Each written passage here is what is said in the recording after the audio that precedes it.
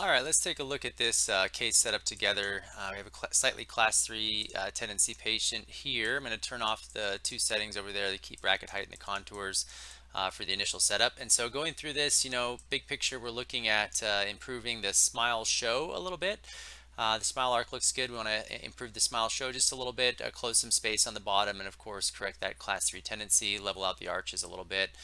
Looking at the Ceph here, you can kind of see there's a little bit of a maxilla that's set high with the teeth. You can see the lip at rest here is about 2 millimeters, maybe 1.5. We want to see that 2 to 3, and the vertical display on the smile is a little bit more limited due to that. So we want to take that into account when we're setting up this case. So going through this, typically what I'm going to do is just turn the roots on first, and all I'm looking for in this initial view is I want to make sure that they're close. Now these second molars, typically we'll finish those with a little bit of mesial root tip distal crown tip, as they tend to be that way naturally.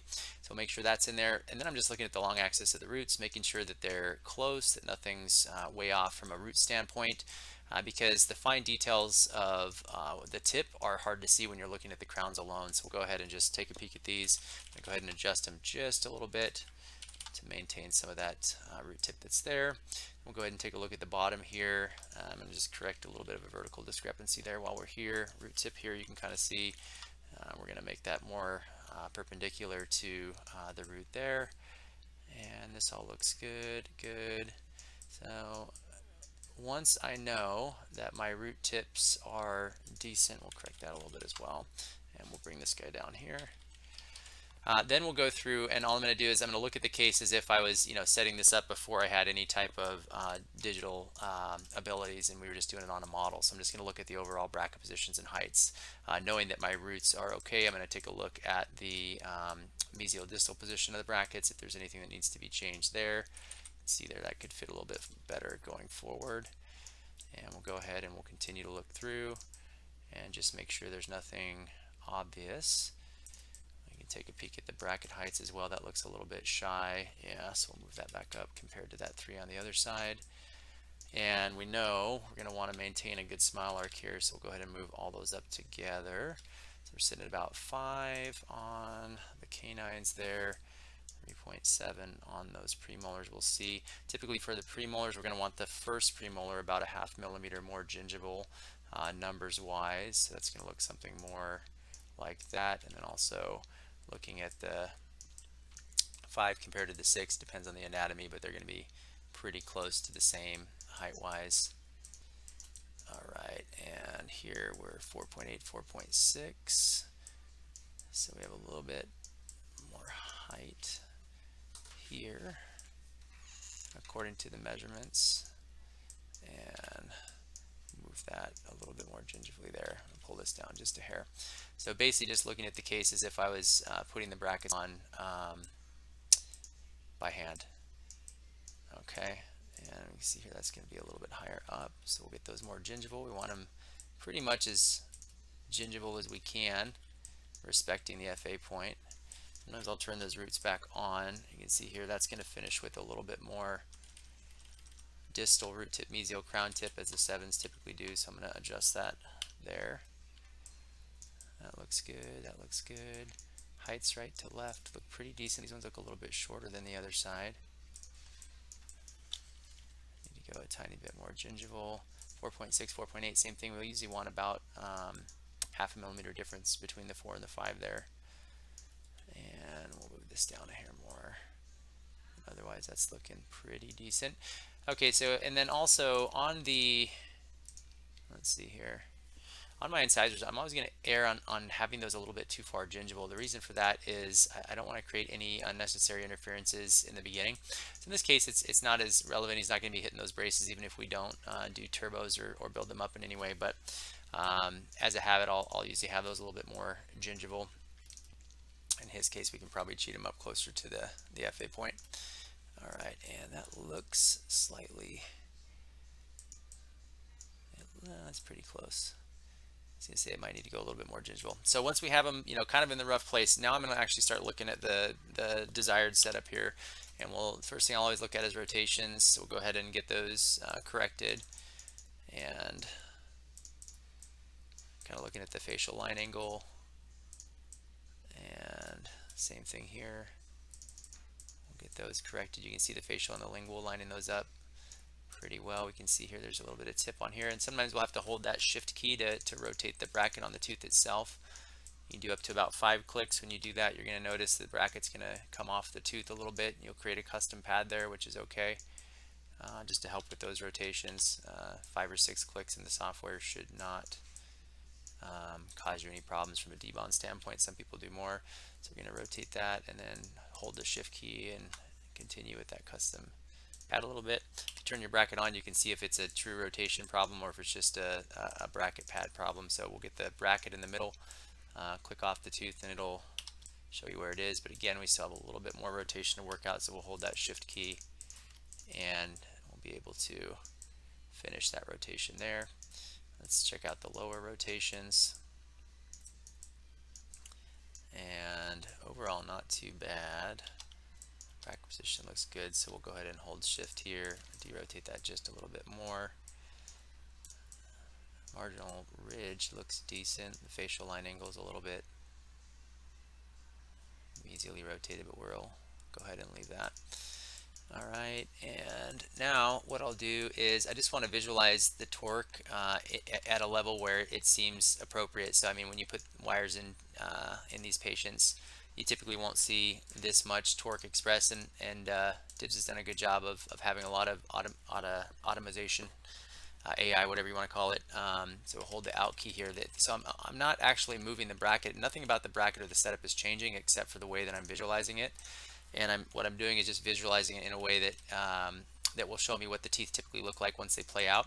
So kind of like leveling the cusp tips of the teeth. Essentially, you can see those 7s. They're always programmed with additional facial crown torque in order to unravel and upright the case, but that's typically not what will actually play out in the case. So we'll just, I'm just adjusting the visualization so the brackets are not changing at all. Holding that out button and then hitting the up and down is just going to change the way that the case is visualized, so that you can get a better idea of where the occlusion is. Same thing here. We'll go ahead and lift up those cusps to a level that's more expected with your bracket prescription that you're using. And then once that's done, go ahead and take a closer look at the final result here.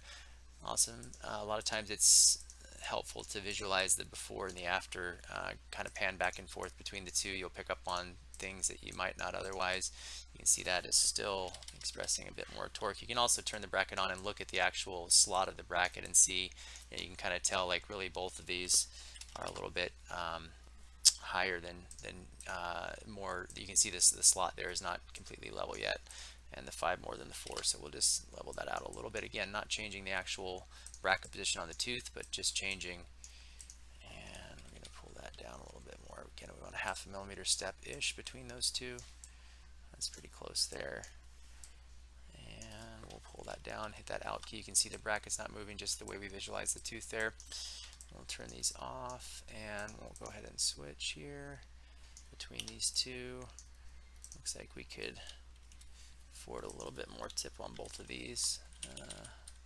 Just a high marginal ridge there on the distal, so we'll see what the occlusion looks like in a minute.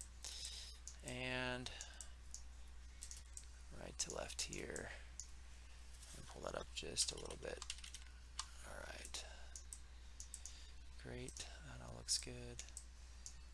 And we'll turn these off. See here, just again, that plunging cusp, we would not expect to see that in the mouth.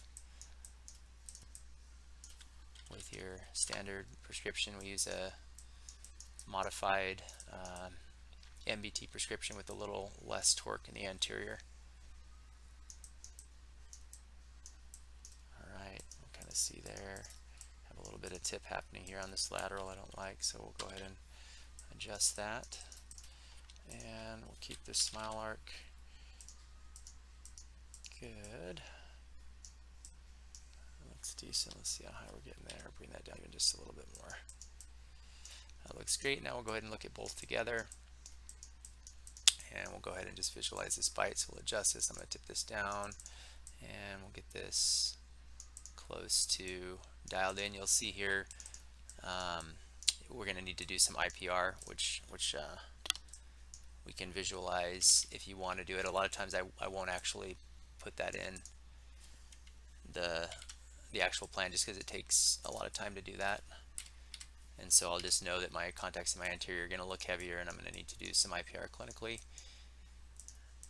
That looks pretty decent. We can pull that back just a little bit from a bite adjustment standpoint, closer to class 1 on that side. Make sure our midlines are on. They're slightly off. We can rotate the arch, correct those that way. That's going to give us a pretty good idea of where these teeth are headed. And you can see these are reporting the same height number, but obviously if you look at the tooth, you can see that there's quite a difference between the two. So that's looking pretty decent. Turn our brackets off, we'll check. Yeah, if anything, we actually need to go down and level those out a little bit more. And again, you can pan back from the start to the finish here. That's all looking good. You can turn the brackets back on, make sure there's no final interferences, and then we'll just take a look and we'll see what the occlusion looks like. And you see, of course, we're heavy in the anterior. Not overly concerned about any of those things, just a little heavy in the premolars here and the molars. So let's see what's going on there. We'll take a peek, take a look at our bracket heights. Could be a torquing issue, may just be the bite itself is set a little heavier. Let's take a look from the right to left and pull those down a little bit. That looks good. And tip that just a hair. Perfect. That's looking good. We'll take a look at the top jaw here. And if anything, this could come up a little bit. Overall, it looks pretty good. A little bit more rotation there. So let's go back, take one more quick peek here. Yeah. And again, this is where that torque visualization becomes important. So if we just, move the torque a little bit, you'll see that that's going to change the occlusion here. Same thing here. If we grab those teeth, hit that out button,